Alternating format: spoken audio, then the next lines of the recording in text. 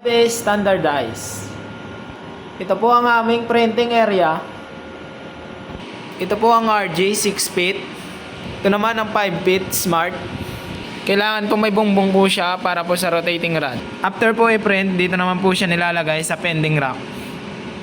Dito naman po ang aming cutting area.